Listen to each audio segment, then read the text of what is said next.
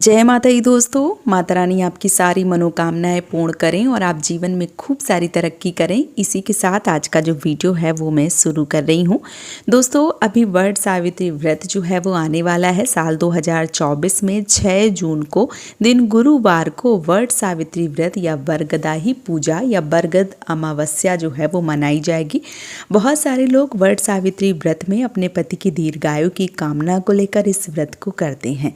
ऐसे में बहुत सारी ऐसी बहनें जो इस व्रत को पहली बार उठाएंगी या बहुत सारी बहनें पहले से ही जो व्रत है वो करती चली आ रही हैं, लेकिन हर साल व्रत तो करती हैं लेकिन सामान जो है वो भूल जाती हैं कि कौन कौन सा पूजा का सामान जो है वो हमें लेना है, किस प्रकार से लेना है।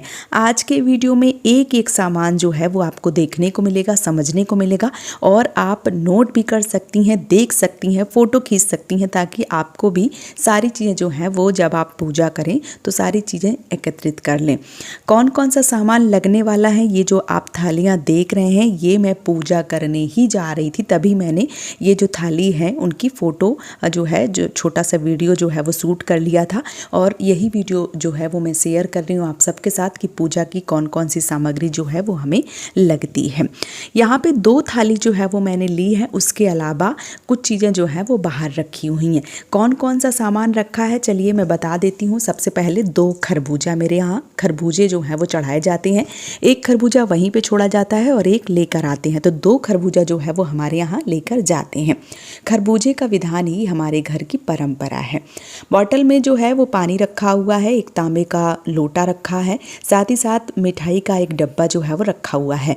अब हम बात कर लेते हैं थाली की। तो जो पहली थाली आप देख पा रहे हैं उसमें भीगे हुए चने, साथ ही साथ जो जनेऊ धारण करते हैं वो 2 जनेऊ हमने लिए हैं, कुछ हमने अंकुरित चने लिए हैं, उसी के साथ हमने घी और गुड़ लिए हैं, उसके बाद अक्षत लिया है, सिंदूर लिया है और हमारे यहाँ अठवाई बनती हैं, जो पूड़ियाँ हैं वो बनती हैं 8 पूड़ियाँ, तो अठवाई ली हैं। साथ ही साथ जो मीठे पुए हैं वो लिए हैं और बरगदाही बनाई हुई हैं।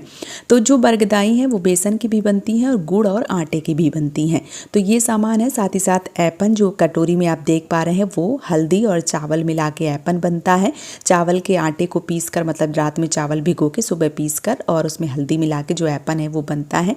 माचिस रखी है, इसी के साथ ही धूप बत्ती रखी है। कुछ मैंने यहाँ पे जो इलायची दाना है वो लिए हुए हैं और एक डब्बी जो है वो बंद डब्बी आप देख पा रहे हैं, इसमें हल्दी और चावल जो है वो रखे हुए हैं। तो पहली जो थाली है उसमें इस प्रकार से सामान रखा हुआ है।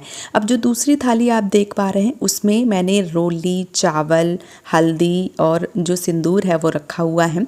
साथ ही साथ जो टाफ़ी है वो मैंने ली हुई हैं। मैं 2 चीज़ों से फेरी हमेशा लगाती हूँ, तो यहाँ पे जो छुआरे हैं वो रखे हुए हैं और टाफ़ी, मतलब 2 चीज़ों से फेरी लगती है।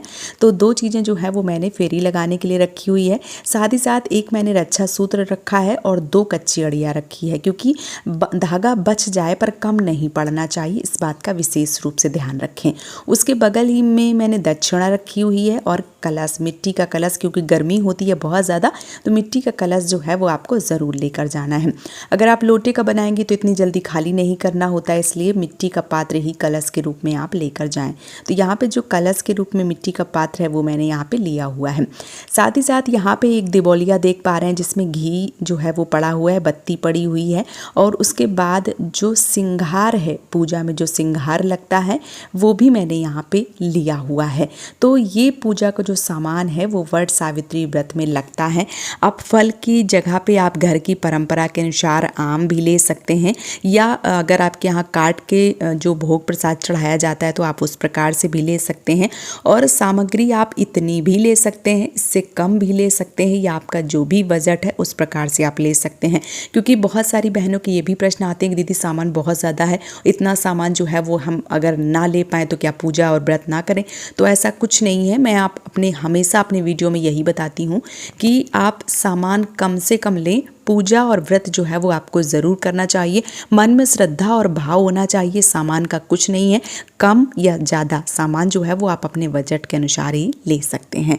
तो पूजा में ये सामान जो है वो लगता है। मैंने सारा सामान जो है वो आप सबको दिखा भी दिया है, बता भी दिया है। तो उम्मीद करती हूँ कि ये सामान जो है वो आप पूजा के लिए एकत्रित कर लेंगे और आने वाली 6 जून को साल 2024 में दिन गुरुवार को पूरी विधिवत रूप से वट सावित्री का व्रत करेंगी और अपने पति की दीर्घायु की कामना करेंगी। तो उम्मीद करती हूँ कि आज का वीडियो आप सबको पसंद आया होगा। वीडियो पसंद आया है तो आप मुझे सपोर्ट करें, इस चैनल को सब्सक्राइब करके। आज का वीडियो यहीं पे समाप्त कर रही हूँ दोस्तों। जय माता दी।